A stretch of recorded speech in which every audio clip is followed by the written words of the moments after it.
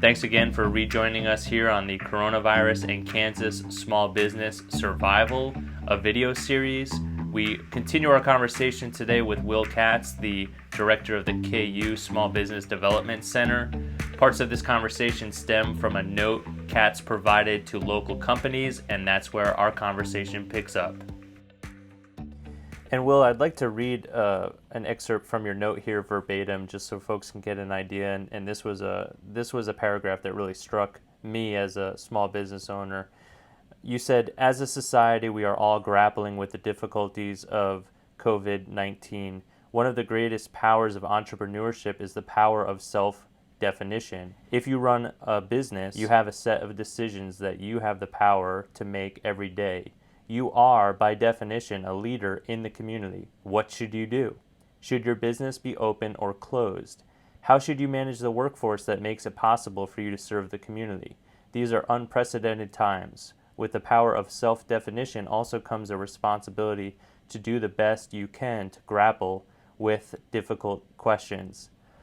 And for me, what kind of jumped out to me is the idea of if you have a definition as a brand, if you have an identity, this is sort of a time to double down on that identity. Am I kind of reading between the lines correctly on that? I think you're absolutely correct. Yes. So the equivalent on my end, and I haven't really mentioned this, is that I have a video production company here in town. We normally specialize in field production, video production work. In the field, kind of documenting what businesses do. And so even at this moment, my self-definition as an entrepreneur, and one of the mantras that I always, post on social media is just keep producing. Keep producing your stories, keep getting your content out there.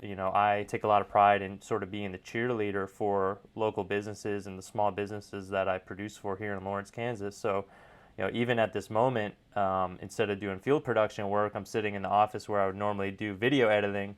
But there's a real doubt in my mind in terms of, okay, we need to keep producing, but now this is the first time that we're doing it virtually, with a video chat. And I guess the downside in my mind is, this might not be the quality level that I'm accustomed to, and I'm sort of, throwing together this process. So what would you say to an entrepreneur like myself who is kind of navigating these completely new waters and still trying to maintain the brand identity, and I guess that's the standard of excellence that you sort of, I don't really want to sacrifice the quality of what I'm doing as well.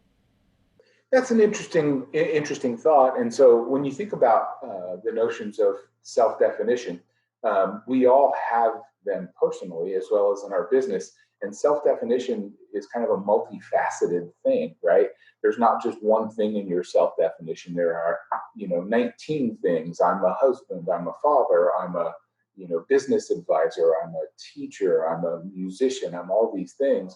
And so the key is to sort of have some type of, I don't know if priority is exactly the right word, but there's probably some type of hierarchy in there. And so in your personal hierarchy, you're doing this right now, and that tells me that quality is part of your hierarchy, but just keep producing might be a little bit higher in your hierarchy. And I think that's good.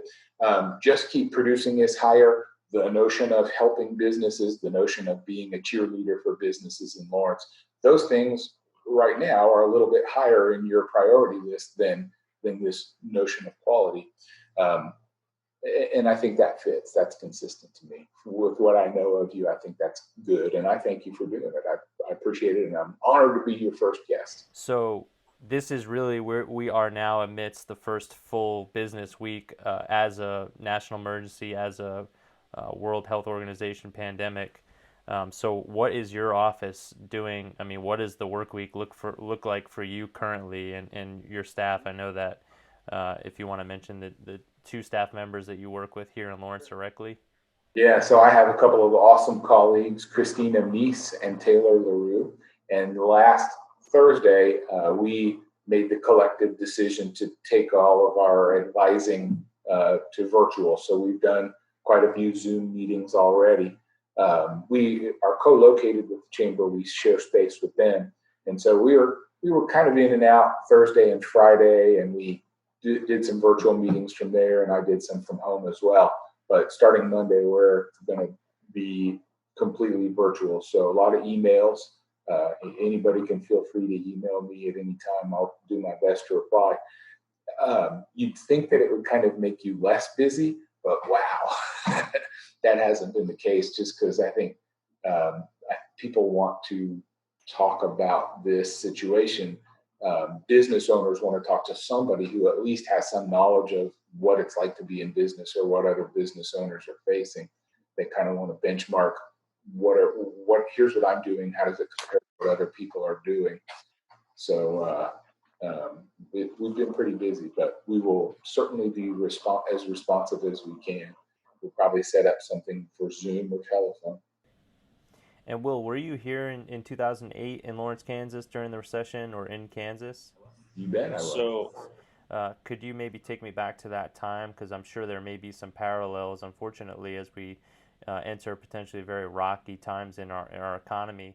2008, I think what we saw was systematic failures. I mean, you were seeing banks closing every day, and you were seeing people laid off every day. These are just system-wide failures that then caused a recession. And I think here, what you're getting is something really different.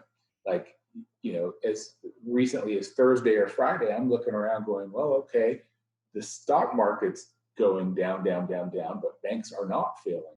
So this is a really, really different situation where, in that moment, the failures drove the stock market. In this moment, the stock market is being forward-looking, and it's looking at, gosh, there are a lot of unknowns, and we don't know what the potential impacts are. Stock market dips, but that, as of yet, hasn't the same type of impacts with regard to the economy and unemployment rate and real estate values. It might. There's a very good chance it might. I mean, again, we just don't have a playbook here. This is really unprecedented. But the lesson, I guess, the one that I would take away from all of that is, just that power of self-definition and the consistency over time. I think that's a pretty important element to leadership. So I have somebody who is very important to me in my life and taught me a lot about what it means to lead.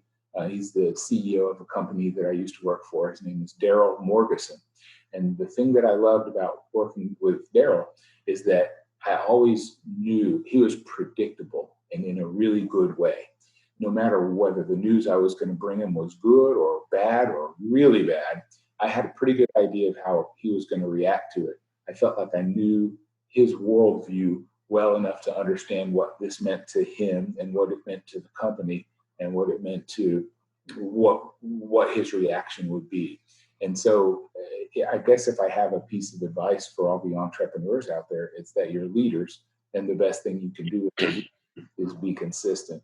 You have 2 ears and 1 mouth, so listen to people first. Be measured in your commentary, and try to be consistent with the worldview that you have had over the years. There will be another side to this. There will be, and I don't know when. I won't make predictions about it, but I think that eventually we'll return to some sense of normalcy, I hope.